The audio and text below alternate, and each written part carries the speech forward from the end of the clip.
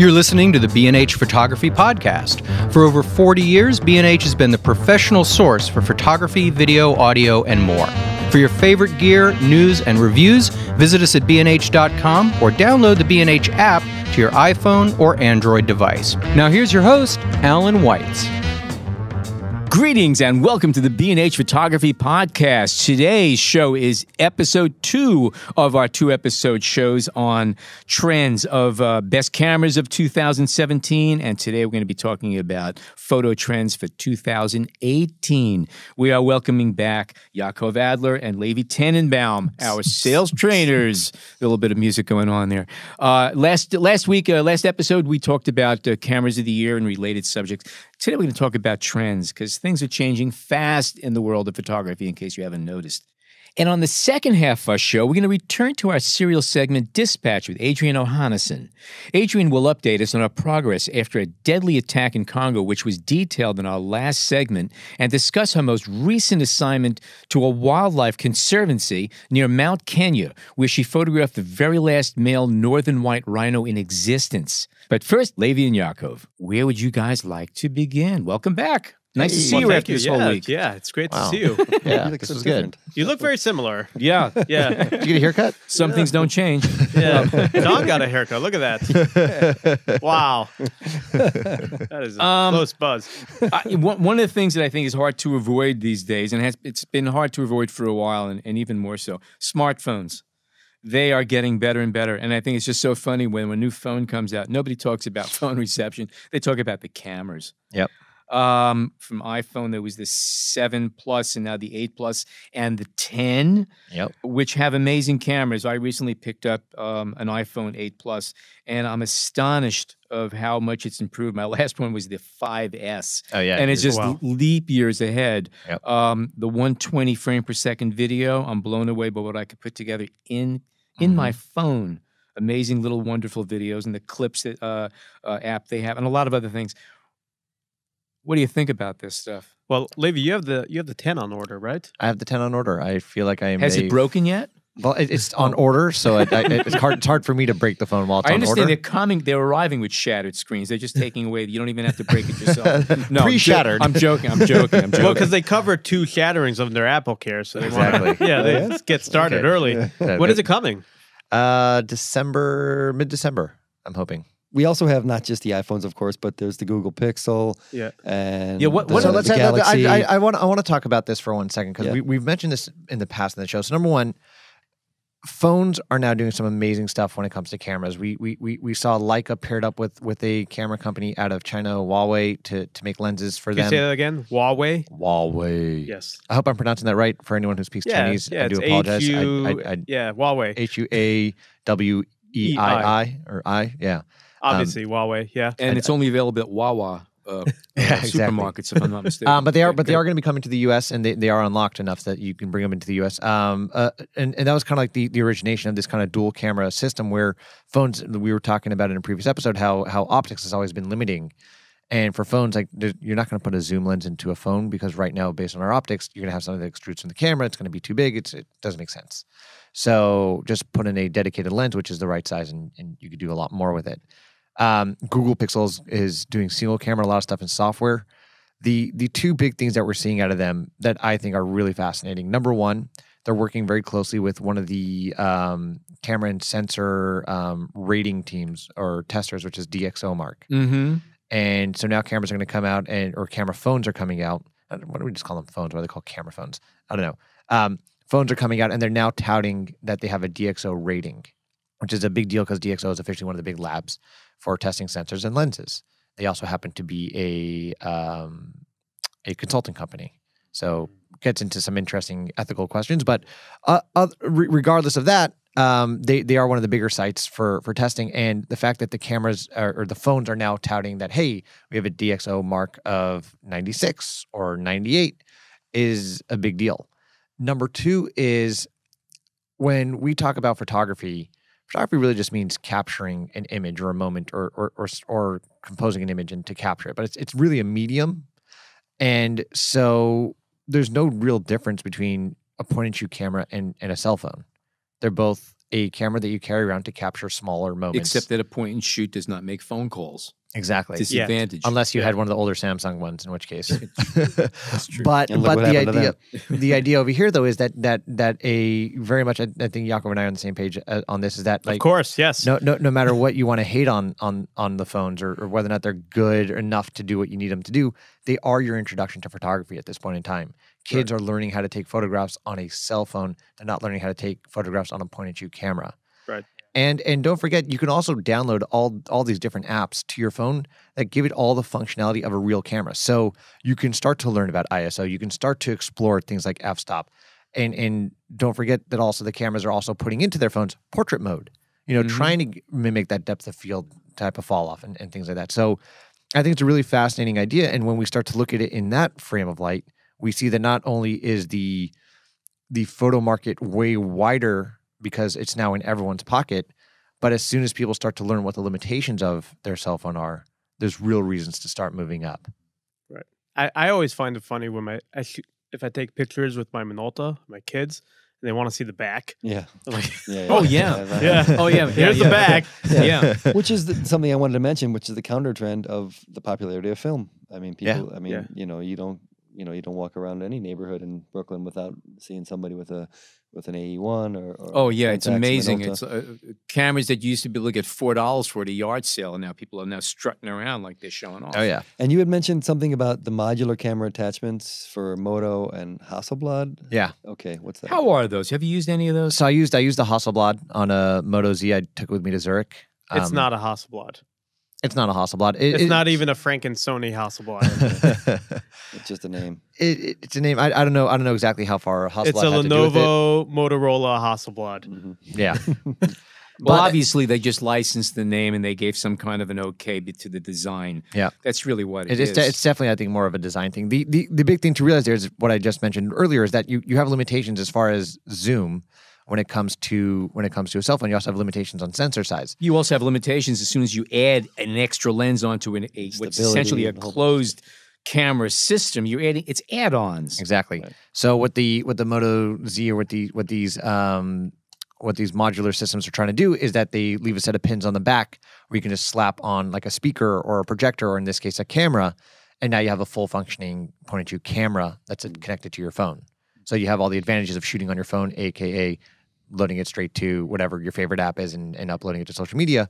But at the same time, you have the advantages of shooting with a nicer system. Mhm. Right. I just wanted to go back in terms of the iPhone and the Google phone. I find in terms of imaging, what the Google phone is doing is a lot more compelling. I've heard that from a few people. Yeah. Much more software going on. It's a heck of a lot of AI going into that, Mhm. which is something that could go forward into any single lens camera. They're able to do it on the front-facing camera and on the rear-facing. Selfies. Oh, yeah.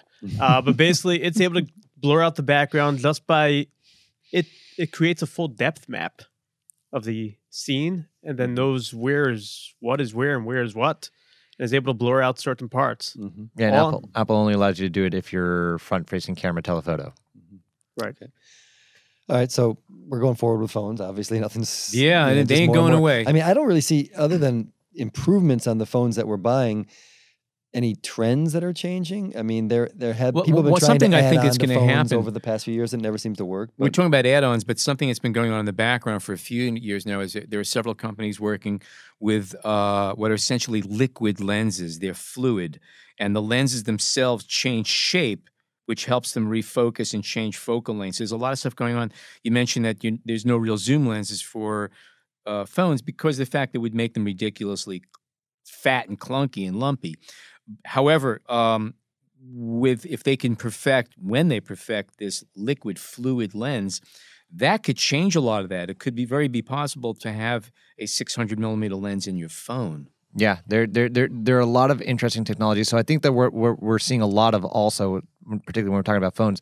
Phones is a much bigger market than SLRs, Oh yeah. tremendously bigger. So we're seeing a lot of trickle up technology. So we're seeing stuff that's coming into phones first, and then making its way into larger camera systems like BSI technology, Yeah. and things like that. The other thing that they're working on for phones is that they're trying to do things as far as lenses, like you're talking about liquid lenses. There are other people doing like some interesting stacked lenses or lenses that will go along the side of your phone, rather than just front to back. Yeah. And then, of course, there's all the software stuff that's going on that just takes the data and ramps it from there. And you essentially have a mini laptop in your hand. You mentioned the Bsi Sensors. That's number 2 on our list for trends. You want to go from there? So it's backside illuminated, essentially moving all the wiring to the back, and it allows you for faster offloads. It used to be the image actually passed through all of the circuits and stuff. Right. Now circuits are behind it. There's nothing blocking it. Yeah. But that's not so new, other than No, it's the been fact around for that a it's while, on but now But it's it's new. It's new for DSLRs. It keeps moving up the chain. Up the- Yeah, most of the benefit has been in terms of light gathering capabilities. Mhm. All the wiring is in the back. Right. Once you get to larger sensors, the minimal wiring is not as important, which is why the DH50 just did it for speed. Yeah. Which I found interesting. I don't remember any BSI touting it for speed. Speed. Yeah. Interesting. Okay. Mm. All right. So And that's then- a trend and that then- we'll see continuing. I Yeah, and guess. stacking on the BSI is the stack sensor. Yeah. Yep. Yeah, where the RAM is built straight into the back of the sensor. The Just makes RX10 things series, every RX100. Yeah. RX100 and A7R3. One thing that I did want to say in terms of that speed, a thing that's gone up also is the buffer. Yeah. We've had Mhm. 10 frames per second for a while, but it was like 10 frames dead. Yeah. And now you see. Oh, yeah. It shoots 10 frames and then go make a sandwich. Yeah. Exactly. And now it's more usable that 20, 30, 70, 100 frames that you could shoot before your buffer fills.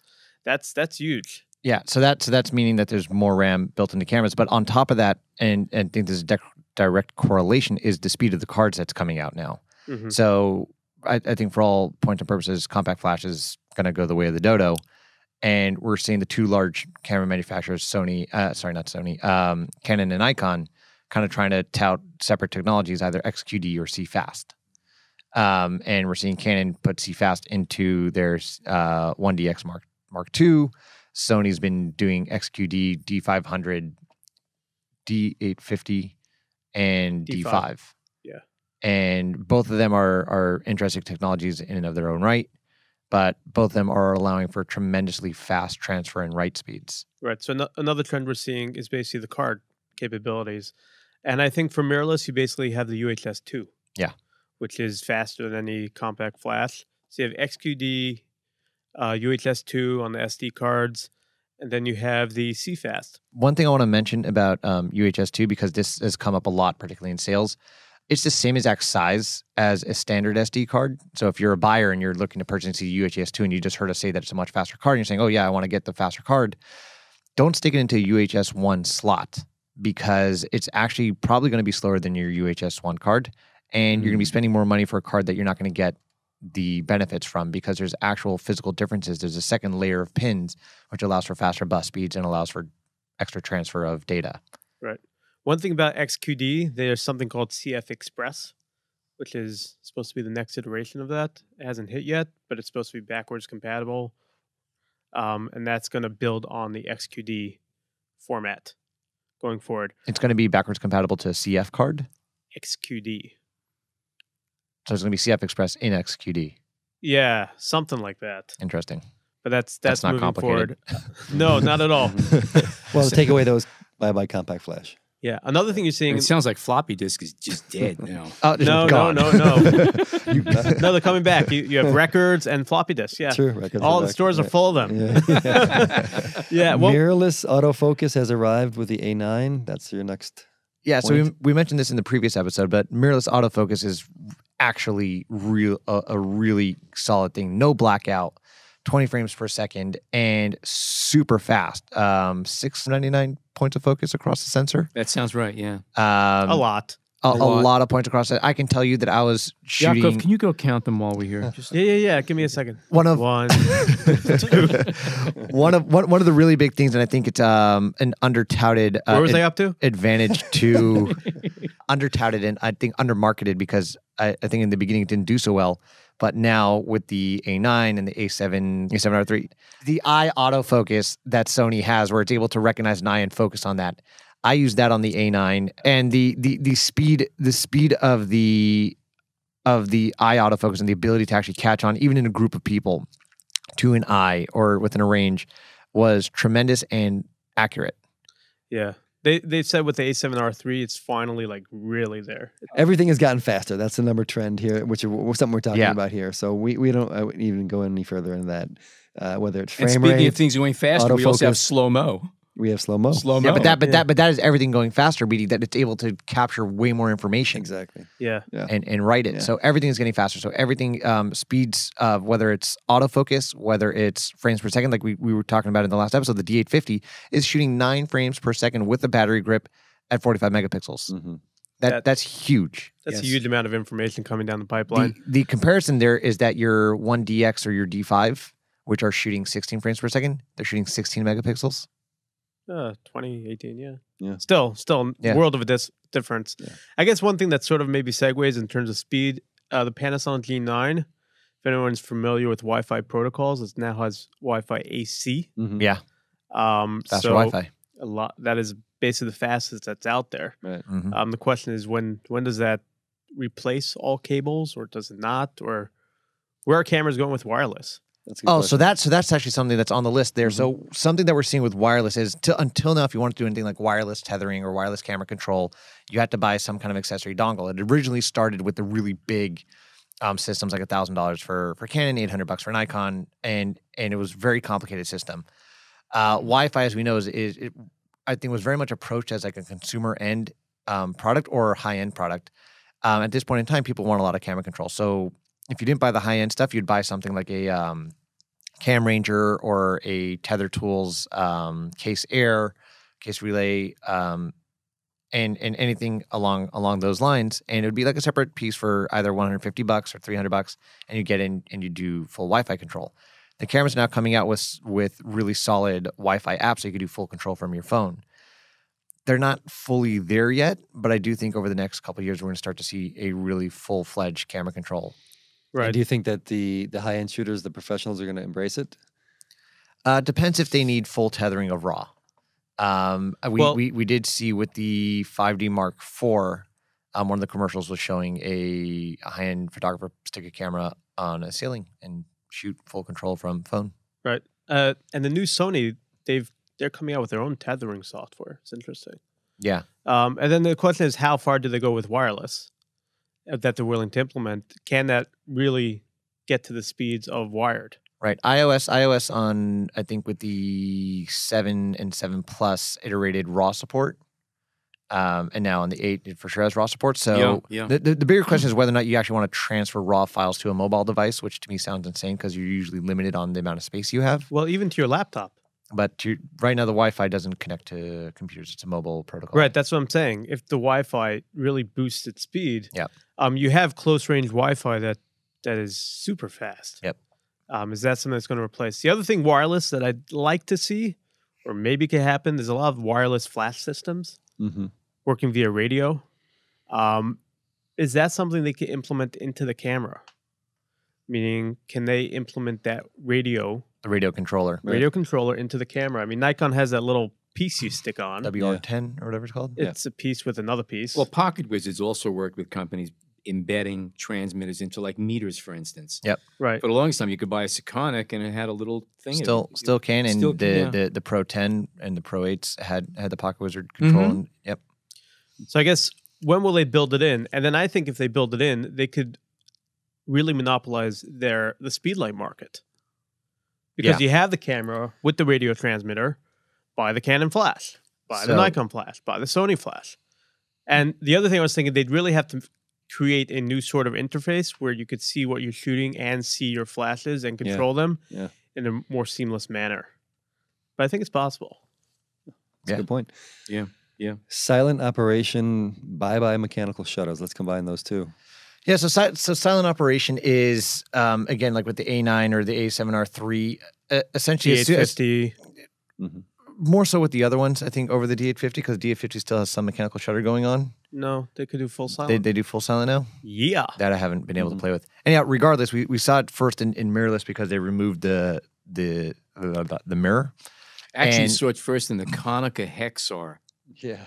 about 30 years ago, believe it or not. Well, They had a silent mode. They really Wow. did. Was that I an didn't It see SLR? wasn't so silent. Was that an SLR style camera? That was a rangefinder. No, it was a rangefinder. Right. So, In a blimp? on an SLR style camera, one of the big noises you made was the mirror locking up Yeah, sure. and coming up. The mirrorless cameras, because they didn't have that, they were able to just turn on and off the sensor at a certain speed, and that was your shutter speed. Well, it was still mechanical shutter. And mechanical shutter, but you could also turn on and off the sensor and get full silent shutter. So what happened? Sony and Olympus and Fuji have been doing this for years now. Is that you could shoot with the camera that made zero noise whatsoever. Like I could go and photograph an event, or even theoretically the Philharmonic Orchestra. Or a movie set, Or a movie or any set. theater situation Exactly. where Or previous street to this, you'd need a photography, blimp or anytime like that you just want to be quiet, and it's huge and it's Yep. super practical. Street photography, as you were just saying, it's brilliant, and no one knows that you're shooting. We were living there at this concert where you were using it in silent mode. Yep. It was beautiful. Yep. Actually, I should take one this weekend. Yes, it's good I reminded you. Yeah. Got your back there. Most appreciated. So what's the drawbacks to the electronic shutter? Or is it there? That was my next question. You're Yeah. a mind reader. Yeah. That's So what I why do would you for a avoid living. it? I know that you lose a certain amount. Sometimes your sync speeds go down for flash. What Yeah. else is there? There is a price to be paid. So let's actually talk about that. So sync speed goes down for flash, as far as that the shutter can't be fully exposed Right. properly. So you usually have much slower sync speeds. Right. It's not a mechanical roll, it's an electronic roll. And it's slower than a sync speed. Way slower. I mean, the DH50 or I think maybe a 15th of a second. It is that slow. Okay, so Some of them are that slow. could be limiting. Maybe the Okay. A9 is a 60th. It's not ready to replace the mechanical shutter yet Okay. because of its slow 'Cause roll. you have to turn on and off a it's sensor. It's turning on and off lines as it rolls down, Mm-hmm, and it's just not as fast as the mechanical one. Yeah. What else? So that's a drawback. So you get the rolling shutter effect. Mm-hmm.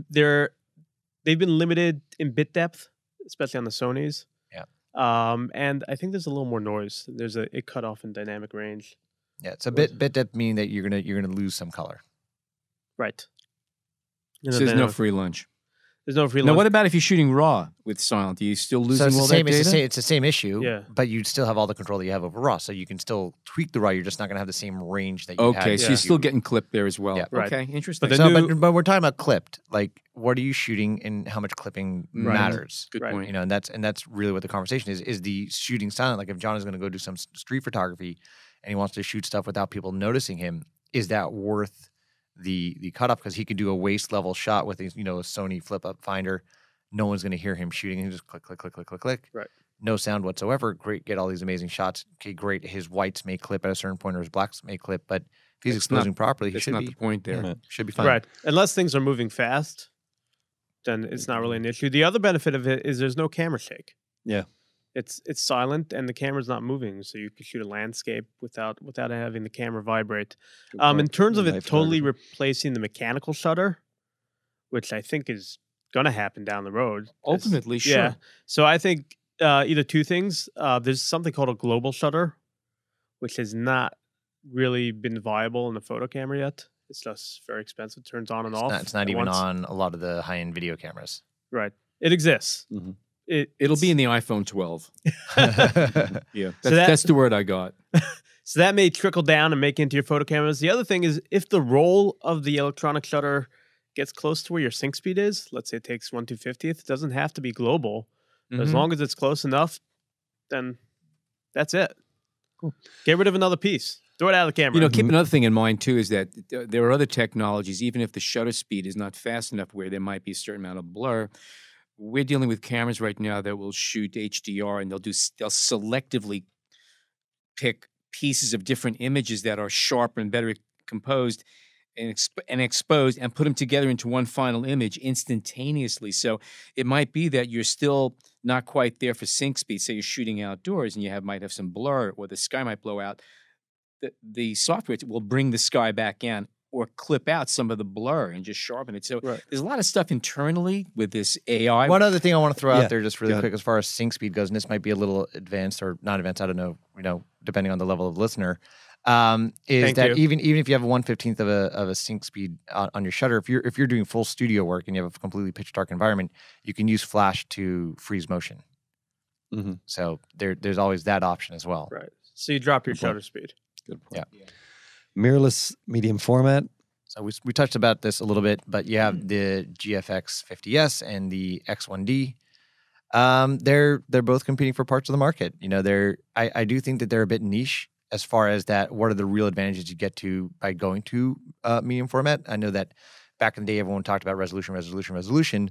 Nowadays, resolution isn't necessarily such a clear cut line. Mm-hmm. What I think you do have more of is, number one, the look of medium format, which is an esoteric idea, which is that medium format's going to look differently. You can have wide-angle lenses that don't have the same kind of bending, and your depth of field is tremendously more shallow. Yeah. The other different thing, effect. yeah, the other thing that you can get, and you find this on the Hasselblad because the Fuji doesn't do it yet, but you get full 16-bit RAW, which is going to allow you to get much greater subtleties in color gradations. Well, those two cameras have been out now highlight. for almost a year, right? Right. Or getting onto that. Yeah.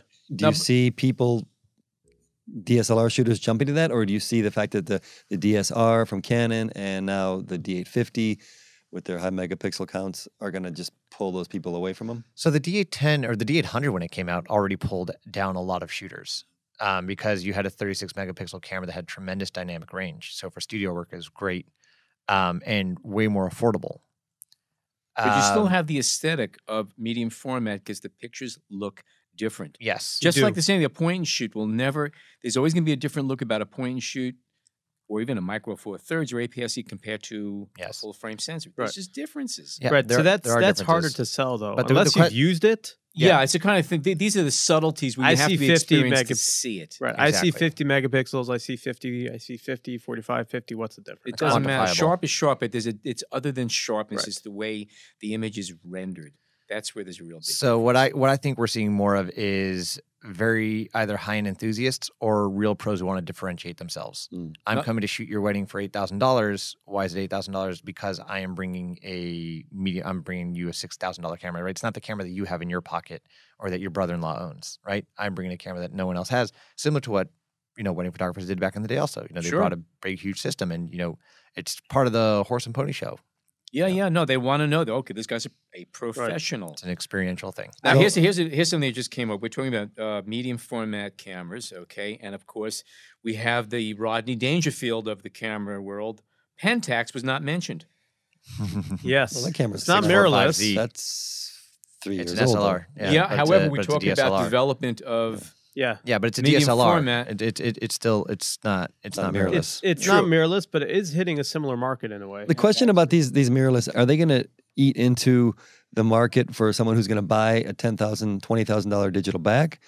Or is it going to eat into the DSLR market where people want to upgrade and show off what they Or I have? think it could also be eating into the Leica market because you're in that same price range and prestige range.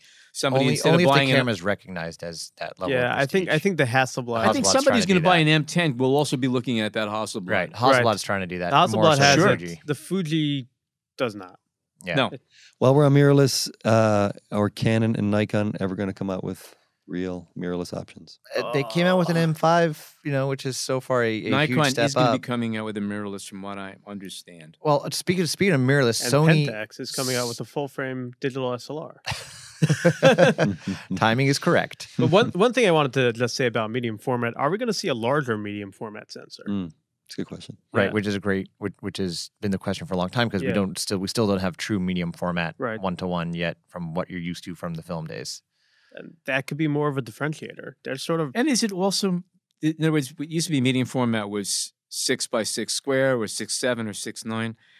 Do we need to match those? Because the truth of the matter is, when you're comparing medium format digital and medium format film, it's two different ballgame. The best 35 millimeter full frame cameras greatly exceed medium format film cameras. They're approaching 6.9 and 4x5 format as far as image quality and sharpness. Okay, I don't think you have to match that per se. Right. It's more of a holdback. it's a look. Also, if you're trying to get that look, maximize the look. True. Yeah. Okay. Right. What were we talking about? Nikon? So we were talking about whether or not Nikon and Canon are going to put out serious. Can I just say something about mirrorless. Nikon? The D850 is beautiful, but has anyone seen the Nikon 1? No. Or the DL? Or the DL, or even the Nikon A? Well, that the DL is APS-C? not going to be happening, and the Nikon ones And now, from what I understand, they're on milk containers. Yeah. Okay, but And then you had the that APS-C nice point and shoot, also gone. And they've closed factory closed. Yeah, that's a combination of Nikon's people definitely getting suffering. overwhelmed by so many cameras are out there in the point and shoots. Even though they've greatly retrenched, there's too many of them out there, and everyone's got amazing phones right now. It's unless you have like a rugged point and shoot, which I could justify to a lot of markets, or an advanced point and shoot, one of the more advanced. It's hard to justify a small point and shoot these days, a $200-300 camera. Yep. And Nikon doesn't have compelling point and shoots. No. They didn't have anything advanced. The only one I like, P900. Yeah. What to me has been interesting is that Sony a couple years ago said how they don't really see mirrorless like the Sony mount mirrorless really kind of going anywhere. And this was kind of like a thing from Sigma's, one of their VPs or something. And now they're releasing rededicated E-mount, really nice class. Yeah, and there were a lot of lenses. By the way, let's talk also about third-party optics. One of the interesting things, there were some companies right now that are making lenses only for Sony E-mount, and I've never seen that happen before. Like the Tamron Farron. Yeah, exactly. And I believe that's not the only one now. Tokina Farron. The Farron. Tokina Farron, the 20f2. Yeah, it's only E-mount. They've had Zeiss for a while. Making some E-mount lenses, but I think that's more. There's a relationship there. There was that was definitely part of it. But now they're coming out with lenses specifically. No, this is the camera it's being made for. And what we're also finding is, so you have all the standard kind of like third-party optics maker, Tokina, Tamron, Sigma. You have Rokinon and Samyang, kind of Bauer's kind of like the same thing, but they're kind of coming into their own, releasing autofocus lenses. But you have a lot of third parties like Venus Optics, Laowa, and these companies which are, instead of addressing like the standard lenses, they're addressing interesting lenses. So you get like a 15 millimeter macro lens or a super zoom macro, which is looks like like an antenna almost, Yeah, the 15 millimeter macro was really interesting to use. You got to get really close. You're practically inside of what you're shooting. Yeah, you're practically inside, and then focusing. You don't think it's tough with a wide angle, but when you're like a millimeter away. Oh, I love a 15 with an extension tube. That's an adventure. Yeah, no, seriously. So let me jump in here, guys, with two things that are on the opposite end of the spectrum. One we already addressed, and then we'll hit VR and jump out of here. But film, instant film, and just the return to enthusiasts shooting film. Is this a trend that we're going to see over the next year and change? Seems like instant is somehow run its course. I don't think instant's run its course. I think instant is nowhere near running its course. Oh, yeah? You have a tangible instant gratification. Mm-hmm. I just bought more instant film. You did? Yeah, I took pictures with it. Okay. Yeah. And now he bought more. And And then you'll buy more. Then I'll buy more and I'll buy more. That's the way it is. Impossible Project has rebranded itself. Now it's Polaroid. It's Polaroid. Yeah. Yep. And that just makes it even bigger. Yep. New cameras, newer films, all that type of stuff. If you went to the show, they had a Polaroid booth with all even like the old Polaroid cameras, the ones with the little flip up. And But they've been refurbishing those for a while. Yeah. We sell them. Yeah. That is so interesting. Yeah. I don't we had know. them on the show. I've never seen any other thing like that where we're selling refurbished new cameras. Yeah, exactly. Yeah, the most interesting thing about it is, and just to clarify what I was saying before, is that you have the instant gratification. So you take a picture and you get to see it right away, similar to like what you have on your phone. Right. The difference is, though, is that with this, you actually have the picture, whereas on a phone, if I send it to you, I look at it once, I never look at it again. This I can now magnet up somewhere or put up somewhere or make it part of a scrapbook. Right. The other thing you're seeing... But you can't share it on Facebook. Well, you can take a picture of you holding it, and then you can share it on Facebook. Even better, yes. The other thing you're seeing with the instants is you're seeing these small instant printers. Yes. Either the which zinc... which were around for a while. Right, but they're bigger. The zinc printers, the ones that print straight onto that instant film, Polaroid film, I think those are growing also. What about new 35 millimeter film stocks? New companies are coming out for the hipsters that want to use them. It's not just hipsters. So with... Yeah, what am I? Hipster. Oh, yeah, of course. They're quintessential hipster. You're a hipster. A hipster. Hipster. Hipster. Chassid or hipster. Okay. What's interesting that we find is that with everyone being able to do everything on digital, so I can pretty much mimic exactly your look or mimic somebody else's look, we have a lot of people going back to kind of that technical relearn a skill kind of idea and have a skill that you solidly know. It's the draw of analog. Exactly. That's what it is. It's the draw of doing something hands-on. Yeah. It's hitting a lot of fields. Yeah. No, it is. The draw of analog. Music. I mean, LPs Yeah. are coming back. People are buying vinyl. Right. It's hitting And the everything. profit margin is phenomenal. VR? Seriously. I believe VR? you. VR? Yeah. VR. With a question mark after it? VR VR. is not analog. Yeah. No. Yeah, no. So both we have 360. 360 is going to be here for a while. It's an experiential thing. VR is kind of the more interesting thing, and I think we've mentioned this before on a podcast. But VR, we're still waiting to see who figures out how to do VR for groups. Mm-hmm. Right. I think you're going to see a little more of the merged reality. Yeah. Where you have an overlay on what you see. So I could look at Alan and I could see bunny ears on him, which is like invaluable. Yeah. Augmented reality. I understand. Augmented merged. They're I interchangeable. do understand. Yeah. All right. Anything We about have to video talk you want to later. talk about? In terms of trends, Yeah. we feel that the camera industry is going back to the way it was 20, 30 years ago. I think I've been saying this for a while. But the only people who are buying cameras are the people who want cameras. Otherwise, point and That's- shoot is your phone. Right. So the Yeah. market is going back to mean. Mm, It's interesting. Just missing a category. So what used to be point and shoot cameras is now your phone. And now anyone who really wants to shoot, it was like if your Uncle Bob owned, like a nice camera, he did it because he was actually serious about it. Mhm. right. How's that look for our jobs? I don't think it's going to Still be great. It's just Still changing. great. I mean, phones Yeah. are going to be around here. However, it's going to mean that the cameras that are left behind are really truly photographic instruments rather than just little accessory Right. things. And just Yep. they're going to be more serious. I think they're going to be more on It's It's going to be tune. focused. More focus on the art. Refocused, yes. On the art, precision, all Craft. that type of stuff. The Yeah. craft. Yeah. Okay. Did we want to hit video or no? I have Yes. a soundbite for video.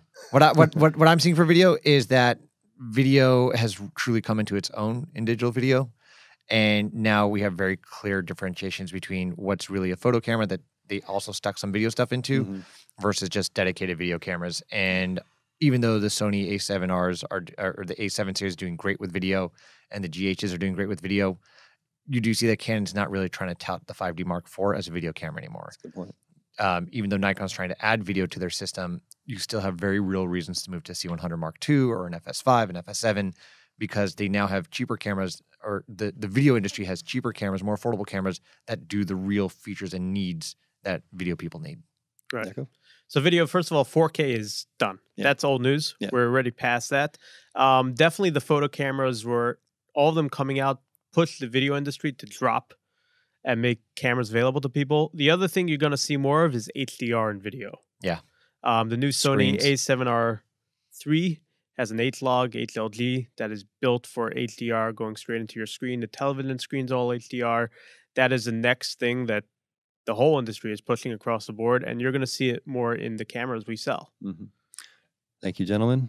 Take us out. Okay, Yaakov Adler, Levi Tenenbaum, thank you so much for joining us And today. listeners, get Thank back you. to us with Pleasure. your thoughts on this. We really want Yes, to let's hear hear what you from think you. the trends are going to be, where we missed, and what we hit on it. Tell us what we missed. We'd love to see what we missed. We hope you're enjoying this edition of the B&H Photography Podcast. Send us a tweet at BH Photo Video, hashtag BH Photo Podcast. Okay, we're back. Adriane Ohanesian is a photojournalist based in Kenya, covering breaking news and long-form stories in East Africa. On our monthly segment, Dispatch, she keeps us informed on the working life of a freelance photographer.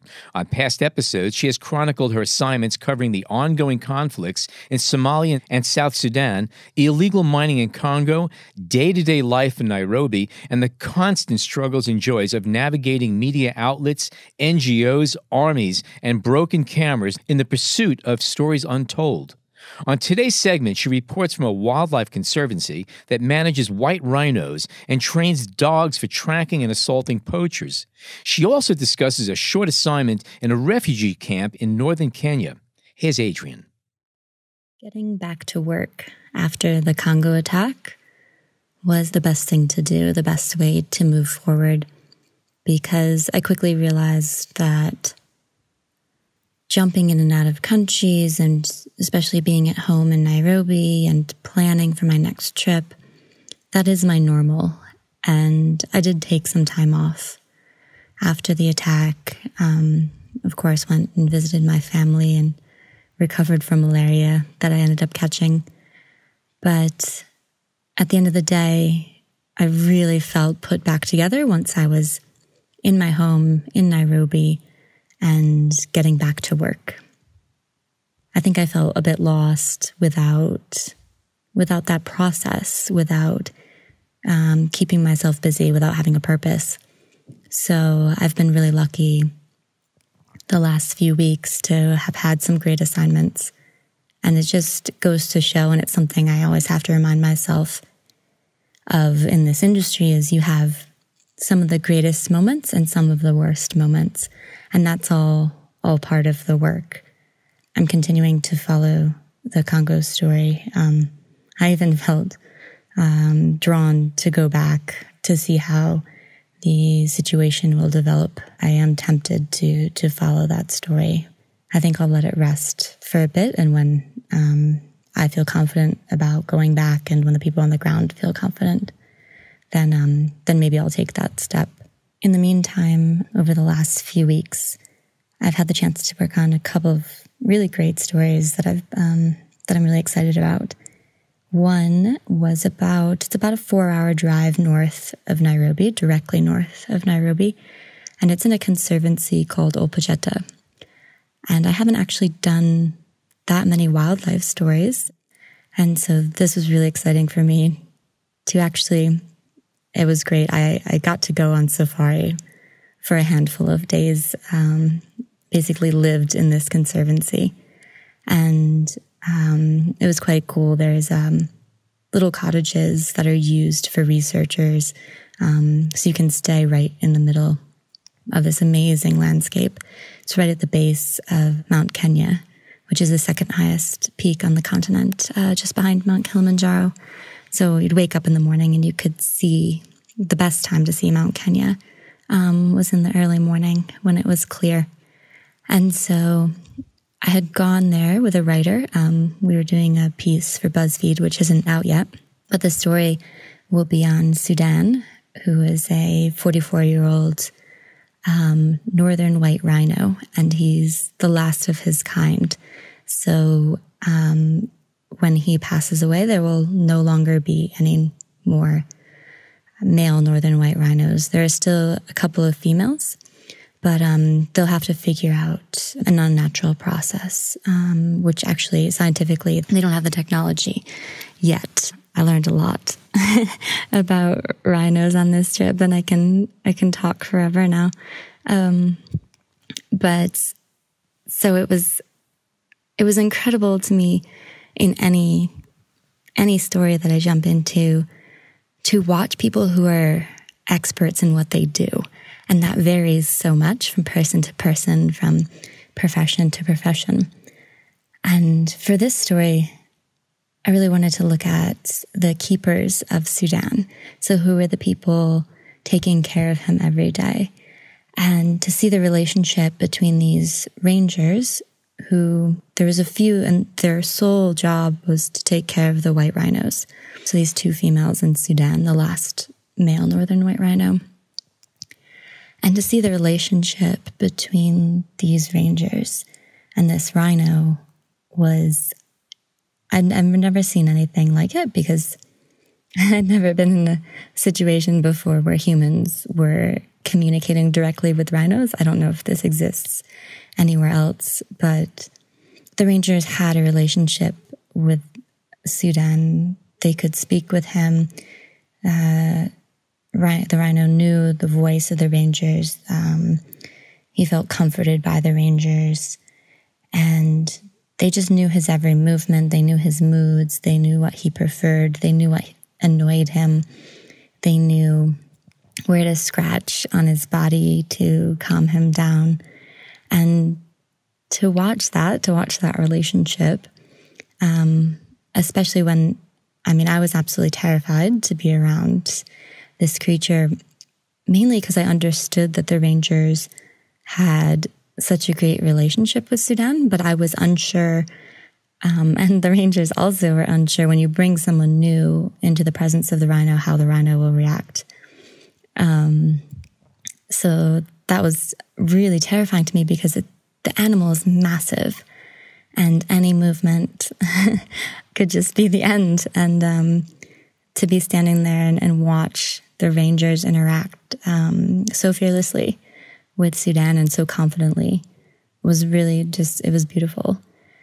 And so I got to spend time with these rangers and watch as they prepared Sudan's arthritis medication, stick it into bananas and feed him pellets and hay every morning, and watch them as they chased the monkeys away, because the monkeys would always come and try to steal Sudan's food. And Sudan has gone mostly blind on the left side, and the monkeys know this. So when the food was placed on the ground, the monkeys would immediately jump down and try to steal the food from this old rhino. And you could see him getting annoyed, and the rangers would have to come up and calm him down and chase the monkeys away. And it was really like I felt like I was watching an old person, like a grandfather, even my grandfather, the way he moved, how he would get aggravated easily or frustrated easily. Originally, Sudan was captured in Sudan, which from an area that's now South Sudan, and was taken to a zoo in the Czech Republic.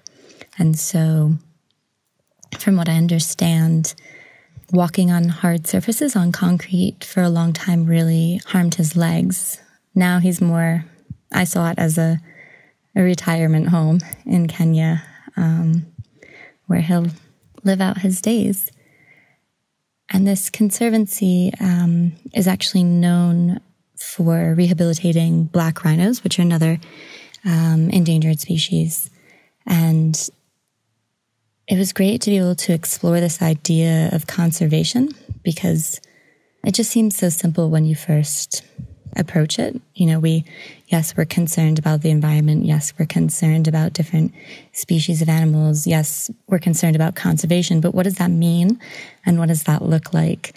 And it was great to be able to talk to some of the people there and learn what that balance is, especially in a place like Kenya, where land is very valuable for many reasons. It can be valuable for farming. It can be valuable for pastoralists. So a lot of time there's human-wildlife conflict. And so how do you balance that? How do you please a growing population? And how do you still conserve the wildlife?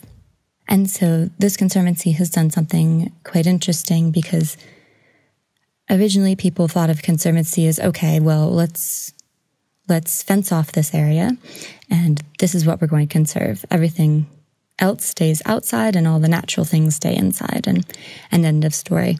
But what we're finding now is that's not really feasible, that you can't just take away mass amounts of farmland or mass amounts of land for animals to graze on. So in this conservancy, it's a bit abnormal. I think it maybe will become something that's more normal, but you'll see cows grazing. And so you're really managing an entire system, which had never really occurred to me before. So you're trying to balance different animals, you're trying to balance the food chain, all within a very small area.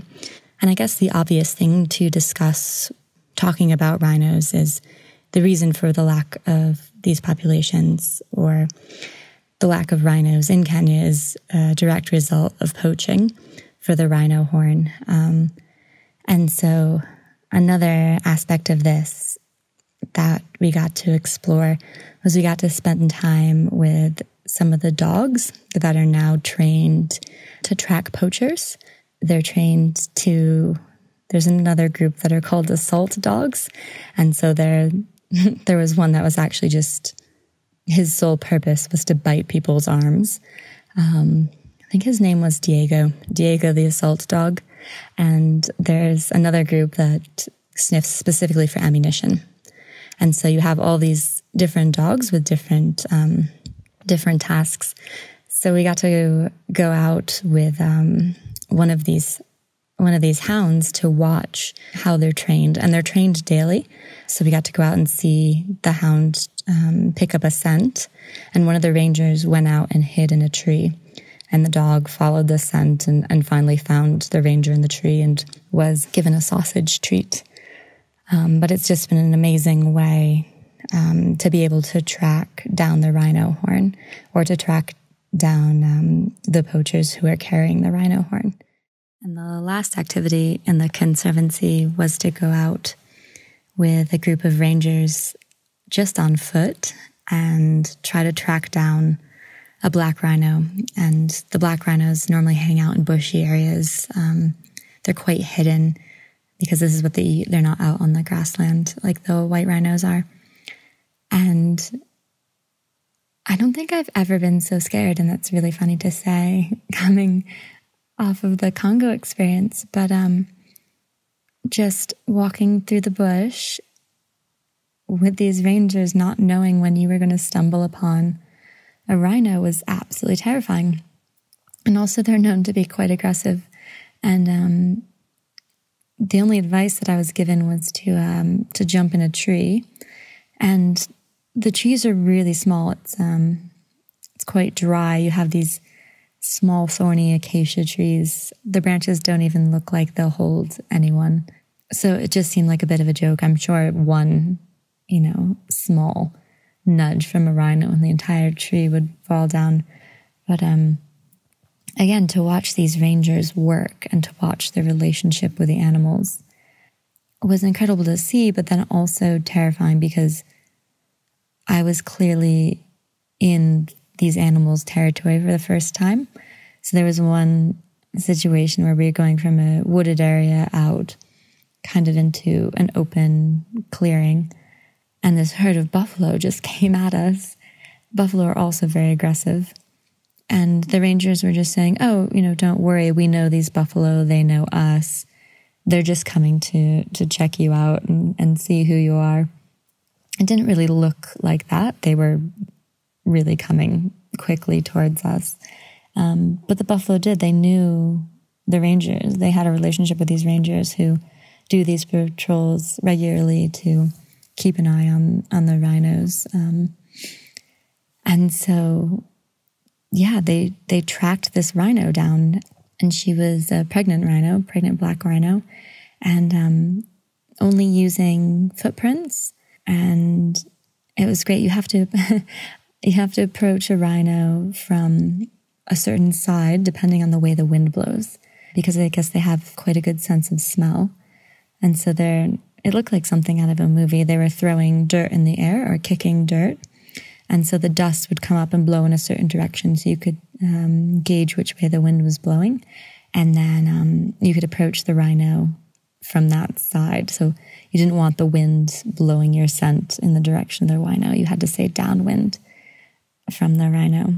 But just walking through these bushes and trying to avoid making noise. And once in a while, one of the rangers would put their hand up and make you walk more slowly or just stand still. And we didn't know what was going on. It could have been anything. It could have been an elephant. It could have been buffalo. Because we were just on foot through this conservancy. It was quite an incredible experience. And to watch the rangers in this environment was just like nothing I'd ever seen before.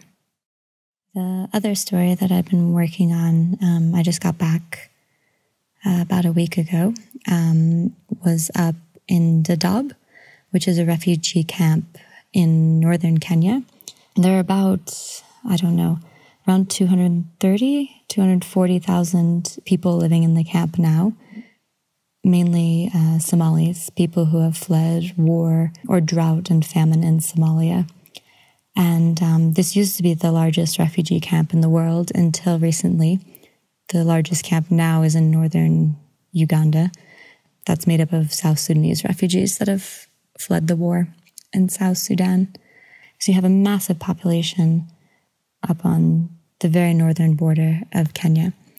We were trying to follow a family who was moving from Dadaab and returning to Somalia. And this has been something that's been in the news quite a lot in Kenya. There's a lot of tension between Somalis and Kenyans. I shouldn't say mainly, but a big factor within that tension and within politics especially is the link between Somalia and Al-Shabaab, the terrorist organization that was responsible for the big Westgate attack, the attack on the mall in Nairobi. Somalis are blamed for this terrorist activity, even though there's a massive Somali community in Nairobi. It's called Little Mogadishu. So it's been quite a political move on Kenya's part to push to get these refugees out of their country. So at this point, there have been about almost 74,000 people who have been returned from Dadaab into Somalia. And so we were there to explore this process of repatriation because both sides, the Kenyan government and especially UNHCR, the branch of the UN that deals specifically with refugees, have said, this is a voluntary choice that people make. If they want to go back to Somalia, that's a choice that they can make. It's an informed decision, and we'll help them do that. And so we were there to explore this issue, to see what the factors were that people were looking at, that families were looking at, to make the choice to go back to Somalia. And it's interesting because you have some people, so they arrived in the early 90s, so you have many children who have been born in Kenya, have never been in Somalia. You have many families who no longer have any connection to the country. So how do they make this decision? And what factors are they looking at? And how is it really a decision that's coming from within the family? Or is their decision being swayed? And so we wanted to go up and speak with people about this and see what their factors were. And so we ended up spending, I guess it was about 5 days, with one particular family and just following their whole process. So I got to photograph their home. It was a single mother with 2 daughters and one of her granddaughters. So a mother with three young girls. Yeah, so I got to photograph their home and watch them pack and then watch them come to the transit center, spend night with the transit center. I guess it was 2 nights at the transit center with everyone else that would be on their plane back to Mogadishu, which is where they chose to go to. There are a few different options that UNHCR puts on the table, and they had chosen to go to the capital. And so I got to spend time in their home, but also in this transit center, and really got to meet everyone on the plane that was flying back into Mogadishu. There were 32 people on the plane. And so a lot of these families have tons of children. So it's very common to meet a mother with 6, 9, 11 children.